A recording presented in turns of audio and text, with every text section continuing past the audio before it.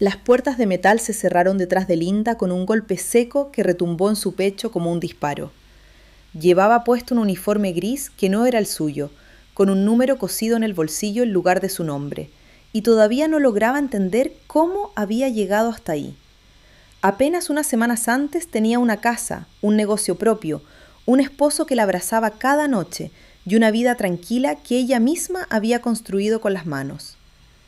Ahora caminaba por un pasillo frío, escoltada por una mujer uniformada que no la miraba a los ojos, mientras otras reclusas la observaban desde las rejas como quien mira a un animal nuevo en una jaula ajena. Linda apretó los dientes para no llorar. Sabía, con una certeza que le quemaba el estómago, que ella no había cometido ningún delito, pero también sabía que nadie, en ese momento, estaba dispuesto a creerle. Antes de contarles cómo llegó Linda hasta ese pasillo, quiero preguntarles algo. ¿Desde dónde nos están escuchando hoy? Me da mucho gusto saber quién me acompaña en cada historia, así que si gustan, cuéntenme en los comentarios la ciudad o el país desde donde nos siguen. Ahora sí, sigamos con la historia de Linda, porque lo que vendrá después les va a sorprender. Linda tenía 43 años y había pasado casi 2 décadas de su vida construyendo, ladrillo por ladrillo, un pequeño taller de costura que con el tiempo se convirtió en una tienda respetada en su vecindario. No era rica, pero tampoco le faltaba nada. Vivía con su esposo, Marcos, un hombre de voz suave y sonrisa fácil, que trabajaba como contador para una empresa de materiales de construcción.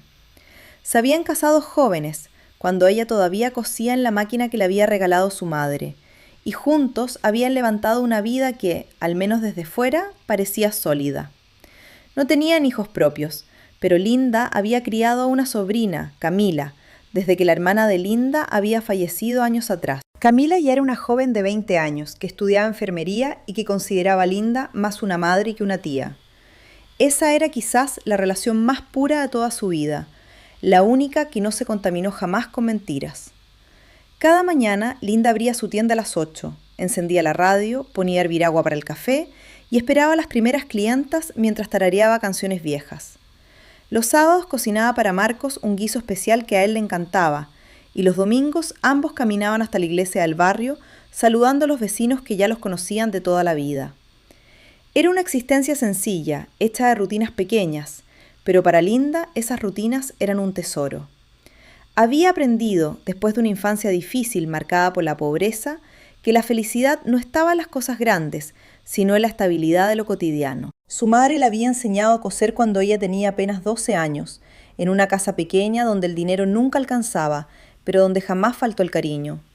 Una aguja y un buen hilo pueden sacarte adelante toda la vida, mija, nunca lo olvides, le repetía a su madre mientras le enseñaba las primeras puntadas. Y Linda había llevado esa frase grabada en el corazón durante toda su existencia. Cuando finalmente logró abrir su propio taller, después de años trabajando para otros negocios ajenos, sintió que por fin le estaba haciendo justicia a esas palabras. Las clientas la buscaban no solo por su habilidad con la aguja, sino también por la calidez con la que las atendía. Escuchaba con paciencia sus historias mientras tomaba las medidas, recordaba los nombres de sus hijos, preguntaba por sus enfermedades y sus alegrías. Para muchas mujeres del barrio, el taller de Linda se había convertido en un pequeño refugio donde podían hablar libremente mientras esperaban que sus vestidos estuvieran listos.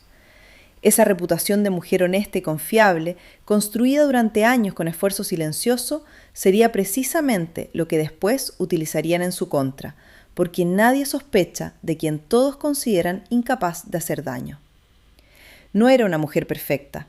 Tenía un carácter fuerte cuando algo le parecía injusto y a veces discutía con Marcos por tonterías, como quién debía pagar la cuenta de la luz o por qué él llegaba tarde algunas noches.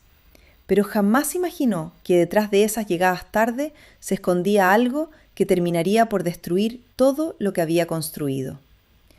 Camila recordaba, años después, que Linda tenía una frase que repetía cada vez que alguna clienta llegaba angustiada al taller contando algún problema familiar. El tiempo pone a cada quien en su lugar, decía Linda mientras cosía sin levantar la vista de la tela.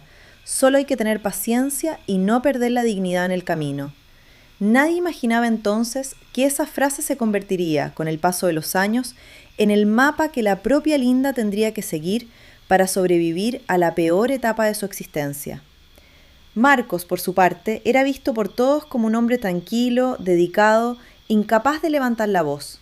Los vecinos solían decir que hacían buena pareja, que se complementaban, que Linda aportaba la fuerza y él la calma.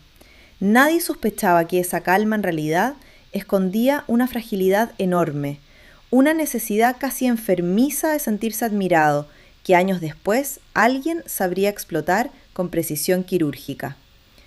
La primera señal llegó de forma casi invisible. Una tarde, mientras Linda ordenaba las telas en su taller, sonó el teléfono de Marcos, que él había dejado olvidado sobre la mesa. Ella no solía revisar sus cosas, pero la pantalla se iluminó con un mensaje que decía simplemente: «Te espero donde siempre». No había nombre, solo un número guardado con las iniciales SV. Linda sintió una punzada extraña en el pecho, pero se dijo a sí misma que probablemente se trataba de algún asunto de trabajo. Marcos era contador, tenía clientes, tenía compañeras, no había razón para desconfiar.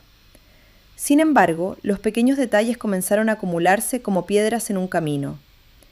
Marcos empezó a salir más seguido por trabajo. Compraba una colonia nueva que Linda no reconocía. Revisaba el celular con una discreción que antes no tenía. Ella, que lo conocía desde hacía 20 años, notaba los cambios, pero prefería no darles demasiada importancia. Prefería creer que su matrimonio, después de tantos años, seguía siendo tan sólido como siempre. Fue entonces cuando apareció Silvia en la vida de ambos, aunque en ese momento Linda no supo verlo así. Silvia se presentó un día en la tienda como una clienta nueva, elegante, de sonrisa calculada y palabras dulces. Dijo que necesitaba un vestido para una boda y que una amiga la había recomendado al taller. Linda, siempre amable con sus clientas, la atendió con esmero, tomó sus medidas, la escuchó hablar sobre su vida, sobre un divorcio reciente y sobre lo difícil que era, según ella, encontrar gente honesta en el mundo. Linda no imaginó, ni por un segundo, que esa mujer ya conocía perfectamente quién era ella, porque llevaba meses viendo a su esposo a escondidas. Silvia volvió varias veces al taller con distintos pretextos. Cada visita parecía inocente, pero en realidad era un modo de estudiar a Linda, de conocer sus horarios, sus costumbres, sus debilidades. Se ganó poco a poco la confianza de Linda. Incluso llegaron a tomar café juntas un par de veces, hablando de la vida como si fueran amigas. Linda, sin saberlo, le estaba abriendo la puerta a la persona que terminaría por destruir todo lo que ella amaba. «Tienes mucha suerte de tener un negocio así», le dijo Silvia una tarde, mientras Linda ajustaba el dobladillo de un vestido.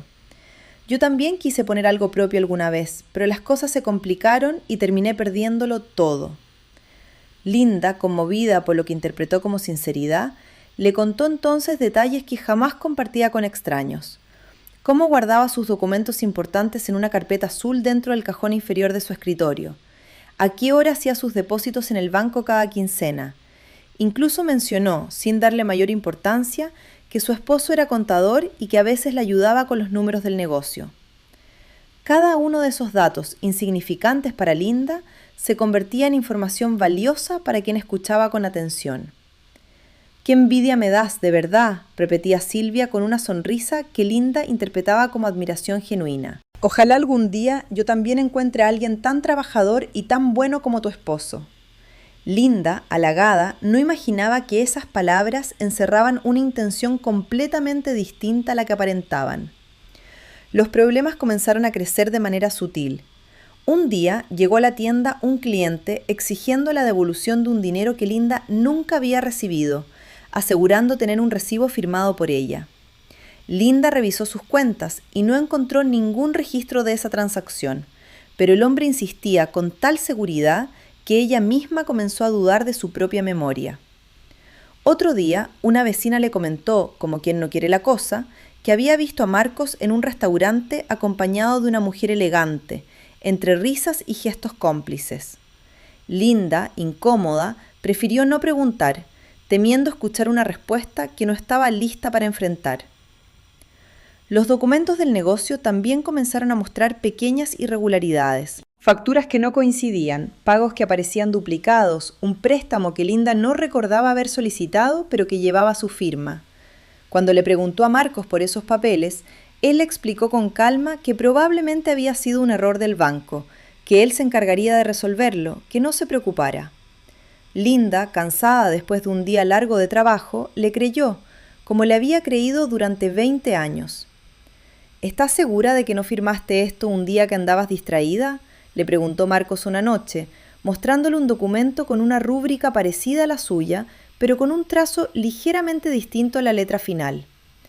Linda observó el papel con atención, sintió que algo no encajaba, pero terminó dudando de su propia memoria. «Últimamente ando tan cansada que ya ni me acuerdo de las cosas», respondió, restándole importancia, sin saber que esa misma duda sería utilizada meses después en su contra, cuando los peritos del primer juicio afirmarían sin mayor revisión que la firma era completamente suya. Una vecina, doña Herminia, se acercó también un día a comentarle a Linda, en voz baja, que había visto a Marcos entrar a un edificio de departamentos que no era el de su oficina.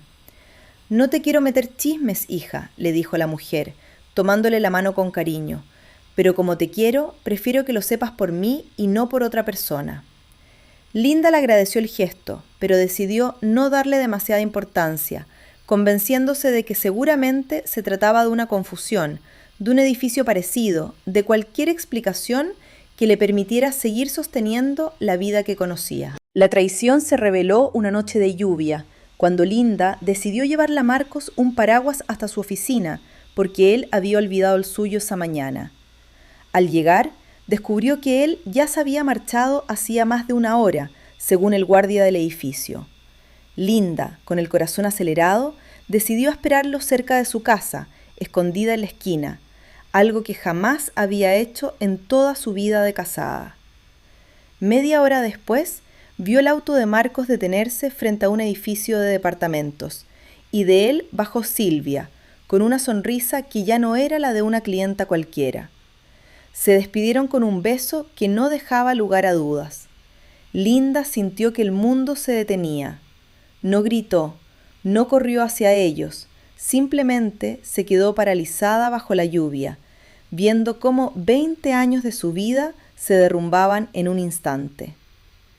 Esa noche, cuando Marcos llegó a casa, ella no dijo nada. Prefirió guardar silencio, observar, entender primero qué tan profunda era la traición antes de enfrentarlo. Fue una decisión que sin saberlo la salvaría más adelante, aunque en ese momento solo sintiera un dolor que le quitaba el aire. «¿Cómo te fue hoy en la oficina?», le preguntó esa noche, mientras servía la cena con las manos temblando bajo la mesa. «Como siempre, cansado, con mucho trabajo», respondió Marcos sin mirarle a los ojos, mientras revisaba distraídamente su celular. Linda observó cada gesto, cada palabra, buscando en ellos alguna grieta, alguna señal de la doble vida que ahora sabía que él llevaba. No encontró nada.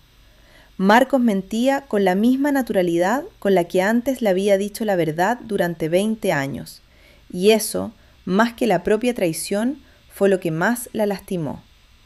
Los días siguientes, Linda se convirtió en una observadora silenciosa dentro de su propia casa. Anotaba en un cuaderno pequeño, escondido entre las telas del taller, las horas exactas en que Marcos salía y regresaba, los mensajes que alcanzaba a ver de reojo en su celular, los comentarios sueltos que él dejaba caer sin darse cuenta.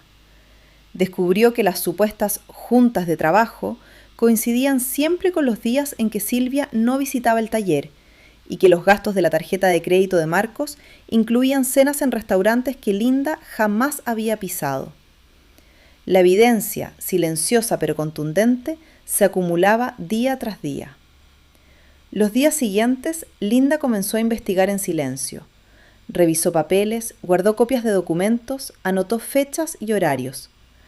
Descubrió que Silvia no era simplemente una amante cualquiera, sino una mujer con problemas de dinero, con deudas importantes y con una habilidad especial para acercarse a hombres casados con negocios prósperos.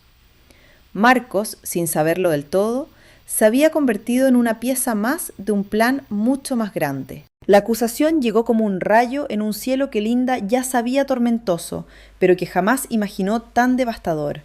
Una mañana, mientras abría su tienda, 2 policías entraron acompañados de un fiscal que mostró una orden de cateo. Le informaron que existían pruebas de que Linda había participado en una red de lavado de dinero utilizando su negocio como fachada y que además se le acusaba de haber falsificado documentos bancarios para desviar fondos de un cliente importante. Linda no entendía nada. Sentía que las palabras del fiscal eran piezas de un rompecabezas armado por otra persona, no por ella. Los agentes encontraron en su taller cajas con dinero en efectivo que ella jamás había visto, escondidas detrás de rollos de tela, junto con documentos falsificados que llevaban su firma, una firma que parecía suya, pero que ella sabía, en el fondo de su alma, que jamás había hecho. Todo estaba tan bien armado que hasta ella misma, por un instante de pánico, dudó de su propia cordura. La detuvieron esa misma tarde, frente a los ojos de sus vecinos, mientras Marcos observaba la escena con un rostro pálido que Linda no supo interpretar en ese momento. No sabía si era la cara de un hombre sorprendido o la de un hombre que ya conocía la verdad. «Esto debe ser un error. Yo jamás he visto ese dinero en mi vida», repetía Linda una y otra vez mientras la esposaban, con la voz quebrada por la incredulidad. «Todo lo que diga podrá usarse en su contra», le respondió uno de los agentes con la frialdad de quien ha repetido esa frase cientos de veces sin detenerse a pensar en el rostro de la persona que tiene enfrente. Doña Herminia, la vecina que meses atrás le había advertido sobre Marcos, salió a la puerta de su casa y se llevó las manos a la boca, sin poder creer lo que estaba viendo. Camila llegó corriendo apenas se enteró de la noticia, empujando a los curiosos que ya se habían agolpado frente al taller. «Tía, tía, aquí estoy, no te va a pasar nada, yo te voy a ayudar», gritaba mientras los policías la apartaban con suavidad para poder terminar el procedimiento. Linda, entre lágrimas, solo alcanzó a decirle una frase antes de que se la llevaran. «Cuida los papeles de la casa, mija, cuida todo lo que encuentres, por favor». Camila jamás olvidaría esas palabras, que con el tiempo se convertirían en la semilla de toda la investigación que después emprendería. El juicio fue rápido, demasiado rápido. Las pruebas, aunque falsas, estaban tan bien construidas que el abogado de oficio que le asignaron no pudo desmontarlas a tiempo. Testigos que Linda jamás había visto declararon haberla visto realizando transacciones sospechosas. Documentos bancarios mostraban movimientos que coincidían perfectamente con las fechas en que ella se encontraba, según los registros falsificados, en lugares donde nunca había estado.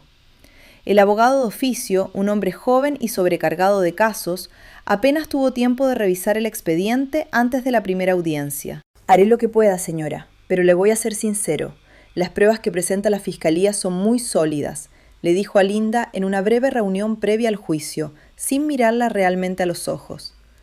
Linda, desesperada, intentó explicarle una y otra vez que todo era una mentira, que ella jamás había visto ese dinero, que su firma había sido falsificada, pero el abogado, agotado por decenas de casos similares, no encontró tiempo ni recursos para solicitar un peritaje caligráfico serio.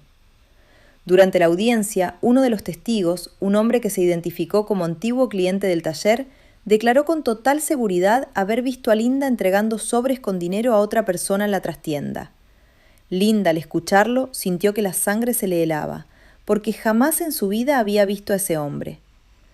«Reconozco perfectamente a la acusada, la vi con mis propios ojos», repitió el testigo frente al juez, con una tranquilidad que solo alguien bien preparado podía sostener. Nadie, en ese momento, cuestionó de dónde había salido ese testigo ni quién la había pagado para presentarse. La sentencia llegó como una losa, 12 años de prisión por delitos que ella no había cometido. Cuando el juez leyó la sentencia, Linda sintió que su cuerpo se desconectaba de su mente, como si estuviera viendo la escena desde muy lejos, como si aquello le estuviera sucediendo a otra mujer. Escuchó, como en un eco distante, los sollozos de Camila desde las bancas del público, y buscó con desesperación entre la gente el rostro de Marcos, que había preferido no asistir a la lectura final de la sentencia. Al enterarse de que había sido condenada a prisión debido a la traición y las intrigas del amante de su esposo, Linda sintió que su mundo se derrumbaba por completo. Todo lo que había construido, su negocio, su reputación, su matrimonio, se fumaba en cuestión de minutos, frente a un tribunal que no quiso escuchar su verdad. Sin embargo, en medio de la desesperación más profunda, algo dentro de ella se negó a morir. comprendió, con una claridad que solo llega a los momentos más oscuros, que aquella injusticia no sería el final de su historia, sino el inicio de una lucha silenciosa por demostrar su inocencia y descubrir toda la verdad detrás de la conspiración que había destruido su vida. El ingreso al penal fue un golpe que ninguna palabra podía describir del todo. Linda entregó su ropa, sus zapatos, incluso el pequeño anillo que su madre le había dejado antes de morir. Le entregaron un uniforme gris, sábanas ásperas y un número que a partir de ese momento sería, para el sistema, más importante que su propio nombre. Caminó por los pasillos escuchando gritos, risas ásperas, conversaciones que no entendía, mientras algunas mujeres la miraban con curiosidad y otras simplemente la ignoraban, acostumbradas a ver llegar caras nuevas cada semana. La primera noche fue la más larga de su vida. Compartía celda con 3 mujeres más, ninguna de ellas dispuesta a hacerle la vida fácil. Una de ellas, una mujer de mirada dura llamada Petra, se acercó a Linda apenas apagaron las luces y le dijo, con una voz que no dejaba lugar a réplicas, que en ese lugar las cosas funcionaban distinto, que aquí no importaba lo que hubiera sido afuera, que aquí todos empezaban desde cero y que más le valía aprender rápido las reglas si no quería tener problemas. Linda, aterrada, apenas pudo asentir con la cabeza. Aquí adentro nadie es inocente, así que ni te molestes en andar contando tu historia, le advirtió Petra la segunda noche, mientras Linda, en la oscuridad, no podía contener el llanto. Llorar solo te hace ver débil, y aquí lo débil se lo come lo fuerte. Linda aprendió esa lección de la manera más dura, tragándose las lágrimas durante el día y permitiéndose llorar únicamente de madrugada, cuando el resto de la celda ya dormía y nadie podía verla quebrarse. Los primeros días fueron un aprendizaje forzado. Descubrió que había jerarquías invisibles entre las internas, que ciertas zonas del patio pertenecían a ciertos grupos, que había mujeres que controlaban el acceso a cosas tan simples como jabón o hilo para coser, y que cualquier error, por pequeño que fuera, podía convertirse en un problema serio. Cometió varios tropiezos al principio. Habló de más con la persona equivocada, se sentó en un lugar que no le correspondía en el comedor y una vez estuvo a punto de meterse en una pelea que no era suya solo por no entender las reglas no escritas de aquel mundo nuevo. Una tarde, sin saberlo, tomó el lugar habitual de una mujer conocida como la Hierra en la fila del comedor y estuvo a punto de recibir un golpe si no hubiera sido porque una de las guardias, cansada de los conflictos diarios, intervino a tiempo. «La próxima vez fíjate bien dónde te paras, nueva», le dijo la guardia con fastidio, como quien repite una advertencia que ya ha dado cientos de veces. Linda, con el corazón latiéndole en la garganta, aprendió desde ese día a observar antes de actuar, a preguntar antes de suponer, a moverse por los pasillos como quien camina sobre hielo delgado. Poco a poco, sin embargo, algo comenzó a cambiar dentro de ella. La Linda que había llegado llorando, ingenua y desorientada, empezó a endurecerse, no por crueldad, sino por necesidad de sobrevivir. Aprendió a caminar con la mirada firme, a no mostrar miedo aunque lo sintiera, a guardar silencio cuando el silencio era la mejor defensa. Dejó de ser la mujer confiada que creía en la bondad de todos y se convirtió en alguien más cauteloso, más observador, más fuerte. Recibió, un mes después de su ingreso, la primera carta de Camila. Era una hoja doblada varias veces, con una letra apretada por la emoción, donde su sobrina le contaba que la casa seguía en pie, que las plantas del patio seguían floreciendo, que ella iba cada domingo a dejarle flores frescas a la tumba de su madre, y que no pensaba abandonarla jamás, sin importar cuánto tiempo tuviera que esperar. Linda leyó esa carta tantas veces que el papel comenzó a desgastarse los dobleces, y aprendió a guardarla dentro del forro de su almohada, como un tesoro que nadie podía arrebatarle. También tuvo que enfrentar en esas primeras semanas un incidente que estuvo a punto de costarle caro. Una interna, molesta porque Linda había recibido un paquete de la administración con hilos y telas donadas por una organización religiosa, la acusó falsamente de haber robado jabón de las duchas comunes. Linda, sin entender todavía cómo defenderse dentro de ese sistema de rumores y acusaciones cruzadas, estuvo a punto de perder los pocos privilegios que había logrado obtener, hasta que Rosa intervino, explicando a las demás mujeres que ella había estado presente todo el tiempo y que la acusación era falsa. Aquí adentro, hasta las mentiras pequeñas pueden arruinarte la vida si no tienes quien te defienda, le explicó Rosa esa noche, mientras Linda todavía temblaba por el susto. Fue en esos primeros meses cuando conoció a Rosa, una mujer de 62 años que llevaba más de una década en el penal por un delito que jamás explicaba del todo. Rosa tenía el cabello completamente blanco, las manos curtidas por los años y una mirada que parecía haberlo visto todo. No era una santa, ella misma lo reconocía. Había cometido errores en su juventud, había tomado decisiones de las que se arrepentía, pero con el tiempo se había convertido en una especie de guía silenciosa para las mujeres que llegaban nuevas y perdidas.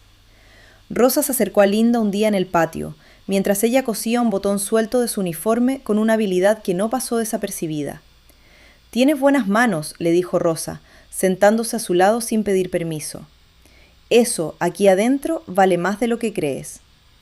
A partir de ese momento comenzaron a hablar, primero de cosas pequeñas, del clima, de la comida, de los rumores del penal, y poco a poco de cosas más profundas.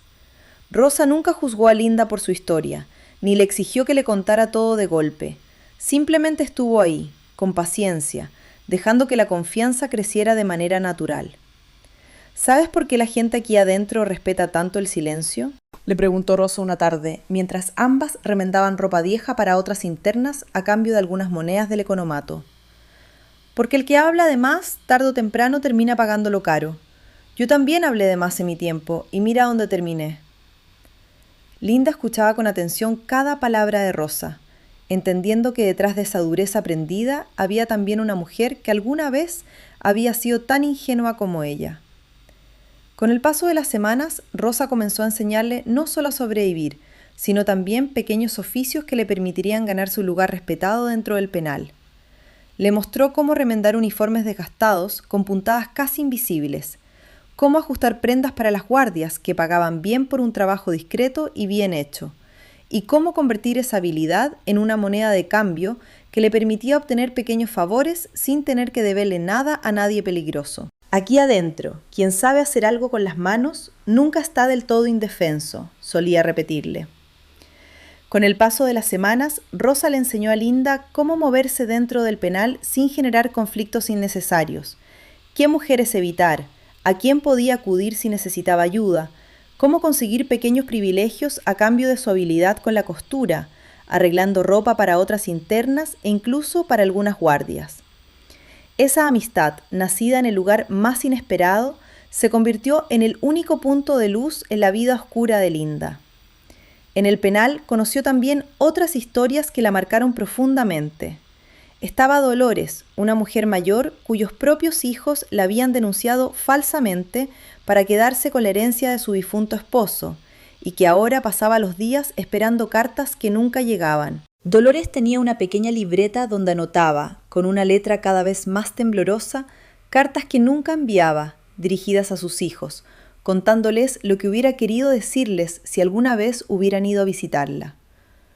«Algún día van a entender que yo nunca les hice nada malo», le decía a Linda mientras compartían el pan duro del desayuno. «Pero mientras tanto, prefiero seguir escribiéndoles, aunque nadie las lea nunca».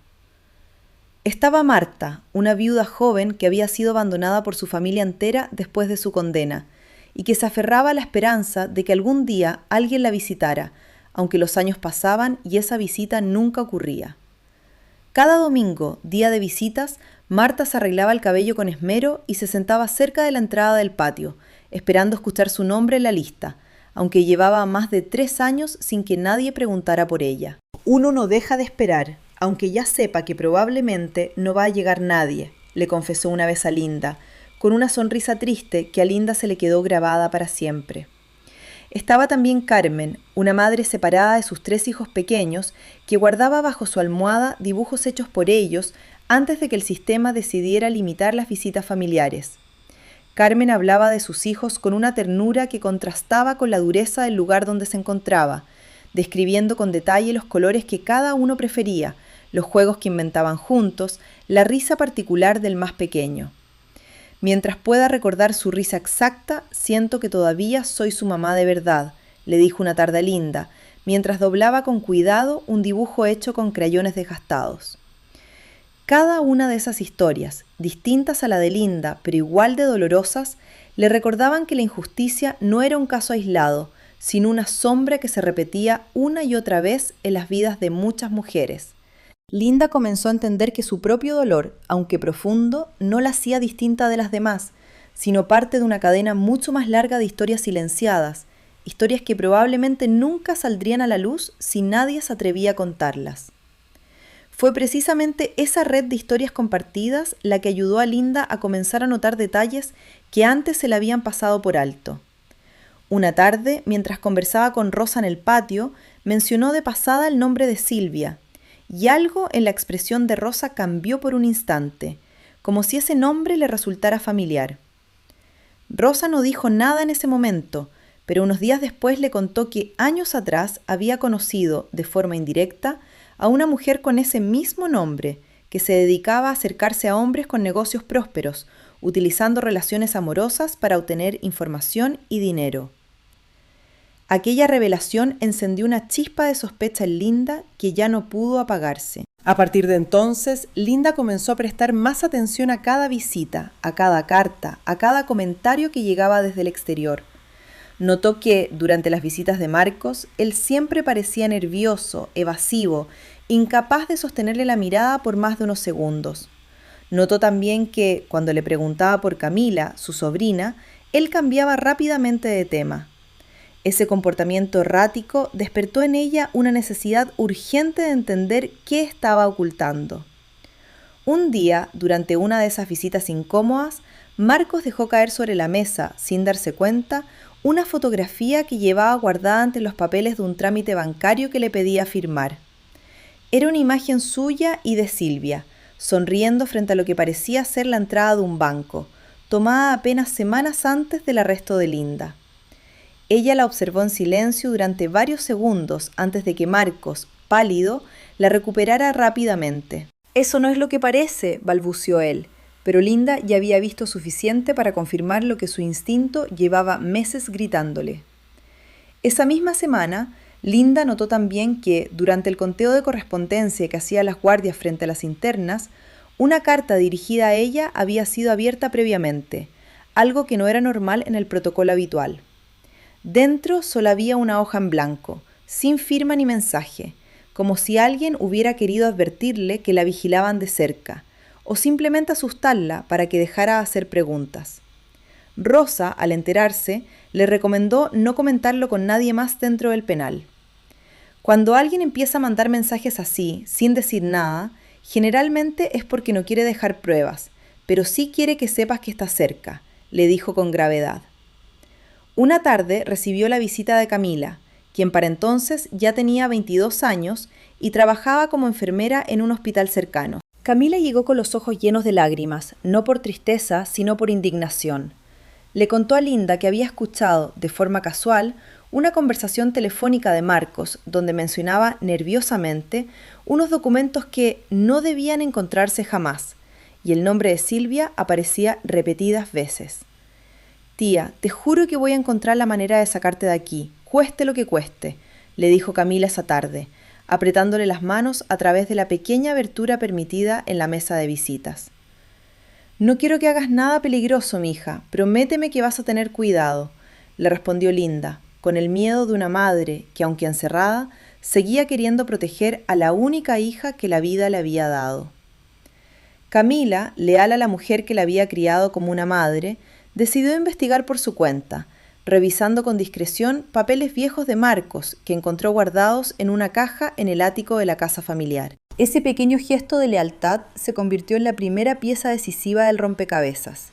Camila encontró recibos de transferencias bancarias hacia una cuenta a nombre de Silvia, fechadas meses antes del arresto de Linda, además de un contrato de arrendamiento de un departamento que Marcos pagaba en secreto.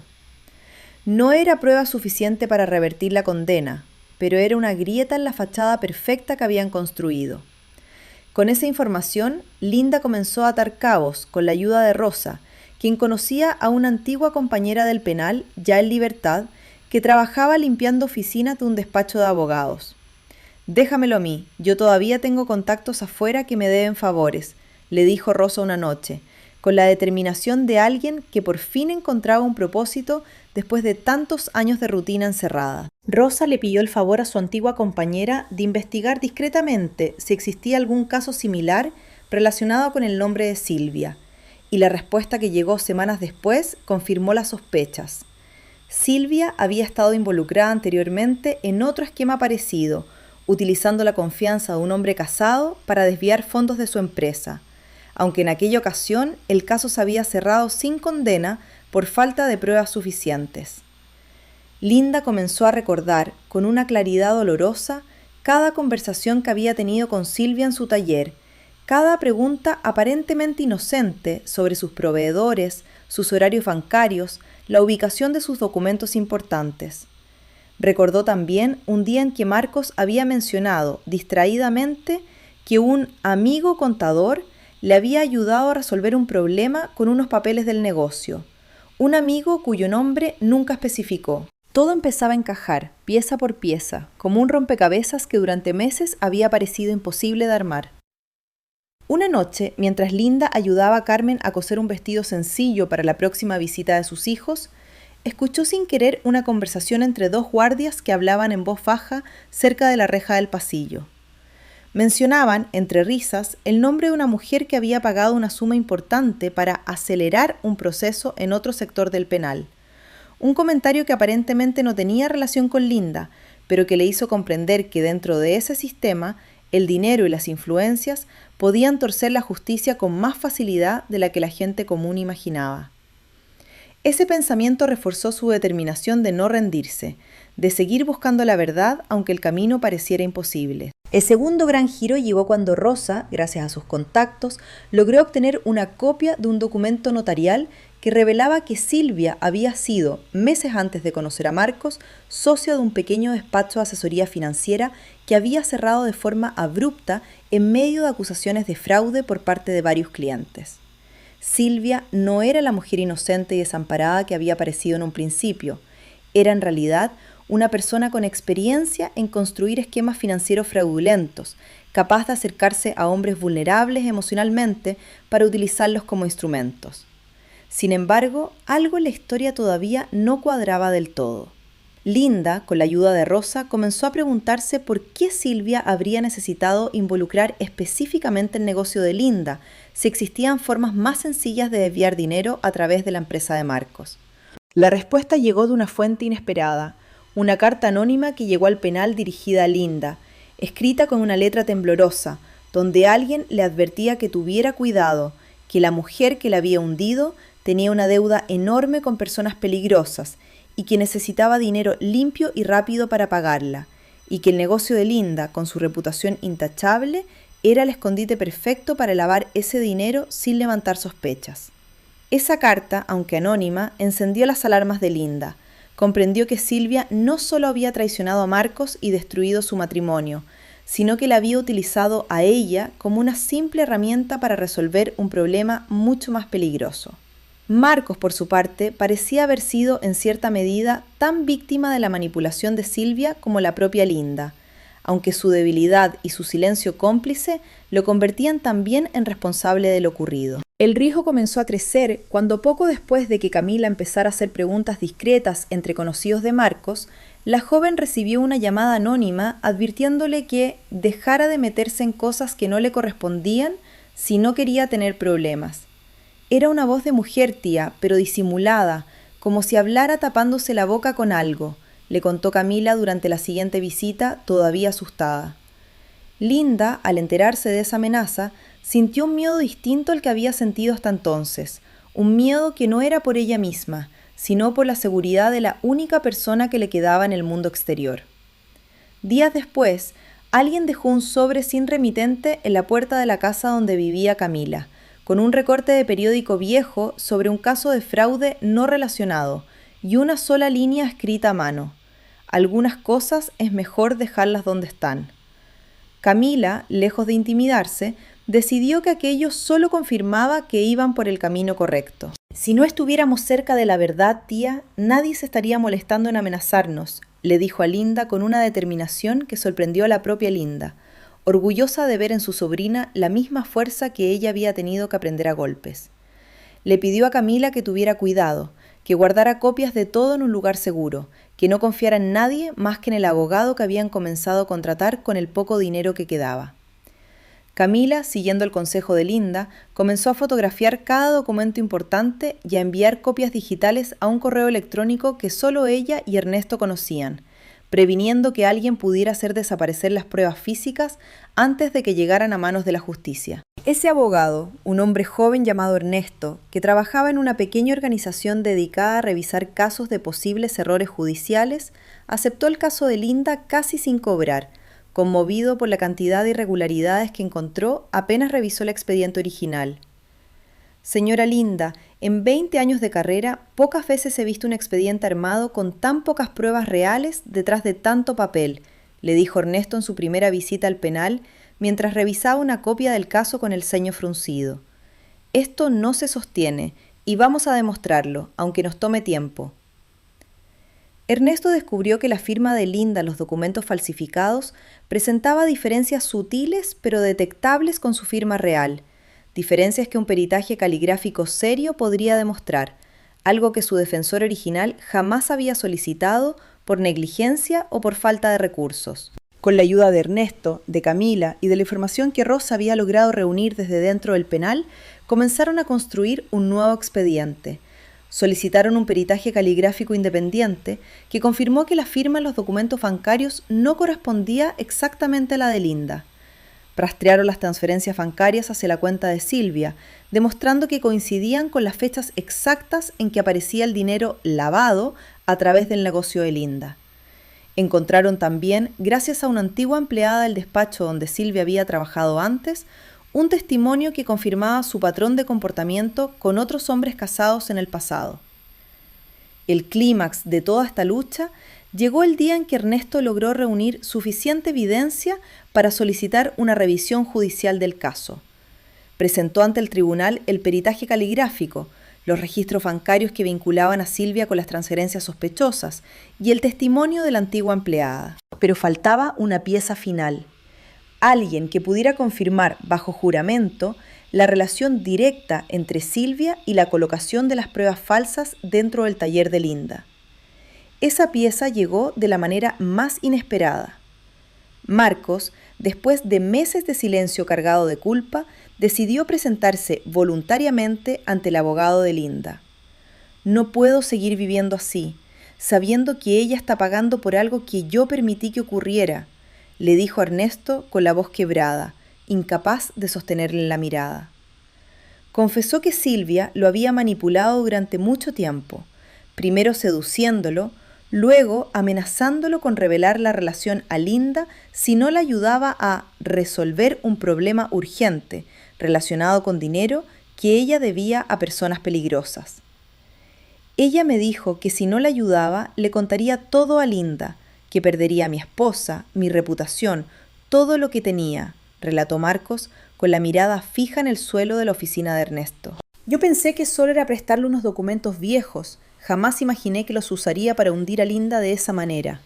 Marcos admitió haber entregado, sin saber exactamente para qué se usarían, copias de la firma de Linda en documentos antiguos y haber permitido, bajo presión y miedo, que Silvia entrara al taller en un par de ocasiones cuando Linda no estaba, con el pretexto de dejar telas, que en realidad eran las cajas de dinero que después la policía encontraría. La declaración de Marcos, grabada legalmente ante notario y presentada como prueba adicional, fue el golpe final que necesitaba la defensa. No era una confesión que lo dejara libre de culpa, pero sí era la evidencia que demostraba, sin lugar a dudas, que Linda había sido utilizada como pieza de un plan ajeno a su voluntad. La resolución llegó semanas después, en una audiencia breve donde el juez, tras revisar toda la nueva evidencia, ordenó la revisión completa de la sentencia. Durante la audiencia, Ernesto presentó cada prueba con precisión: el peritaje caligráfico, los registros bancarios, el testimonio grabado de Marcos y la declaración de la antigua empleada del despacho donde Silvia había trabajado. Su señoría, lo que tenemos aquí no es un simple error judicial, sino la fabricación deliberada de pruebas contra una mujer inocente para encubrir un fraude mucho mayor, concluyó Ernesto ante el tribunal, mientras Linda, sentada detrás de él, apretaba con fuerza la mano de Camila. Silvia fue localizada y detenida poco después, cuando intentaba huir hacia otra ciudad con el dinero que aún no había logrado limpiar por completo. Las pruebas en su contra eran contundentes. Los registros bancarios, el testimonio de la antigua empleada, la declaración de Marcos y el peritaje caligráfico formaban un conjunto imposible de refutar. El tribunal, tras un proceso mucho más corto que el primero, dictó sentencia contra ella por los delitos de fraude, falsificación de documentos y por haber fabricado pruebas para inculpar a una persona inocente. Cuando Linda escuchó la lectura de esa nueva sentencia, no sintió alegría ni venganza, solo un alivio profundo, como si por fin pudiera respirar después de haber contenido el aliento durante casi 2 años. Linda salió del penal una mañana fría, después de haber pasado casi 2 años encerrada por un crimen que jamás cometió. Caminó por el mismo pasillo por el que había entrado tanto tiempo atrás, esta vez sin escolta, sintiendo el peso de cada paso como si estuviera aprendiendo a caminar de nuevo. En la puerta la esperaban Camila, con los ojos llenos de lágrimas, y Rosa, quien había logrado su propia libertad condicional apenas unos meses antes, gracias a su buen comportamiento, y quien no había querido perderse ese momento por nada del mundo. «Ya está, tía, ya se acabó, ya podemos irnos a casa», repetía Camila entre sollozos, abrazando a Linda con la misma fuerza con la que la había abrazado el día del arresto, pero esta vez con lágrimas de alivio en lugar de desesperación. Rosa, que rara vez mostraba sus emociones, no pudo contener el llanto al ver a Linda cruzar finalmente esa puerta como una mujer libre. «Te dije que tenías buenas manos», le susurró Rosa al oído con una sonrisa temblorosa, «pero nunca imaginé que también tenías el corazón más fuerte que he conocido en todos mis años aquí adentro». Las 3 mujeres se abrazaron largamente, sin necesidad de más palabras, mientras el sol de la mañana les recordaba que, después de tanta oscuridad, todavía existía la posibilidad de empezar de nuevo.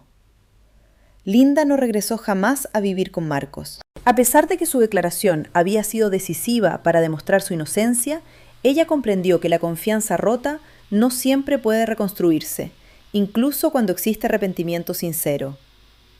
Marcos enfrentó también consecuencias legales por su participación indirecta en los hechos, aunque su colaboración con la justicia le permitió recibir una condena mucho más leve que la de Silvia.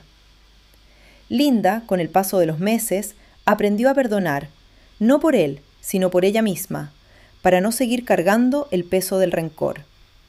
Con la ayuda de Camila y con el poco dinero que logró recuperar de sus antiguos ahorros, Linda decidió abrir un nuevo taller de costura en otro barrio, más pequeño que el anterior, pero construido esta vez sobre bases distintas: la experiencia, la cautela y una fortaleza interior que antes no conocía. Contrató como su primera empleada a Rosa, quien encontró en aquel pequeño negocio la oportunidad de reconstruir también su propia vida después de tantos años perdidos. El taller nuevo nunca fue tan grande ni tan próspero como el primero.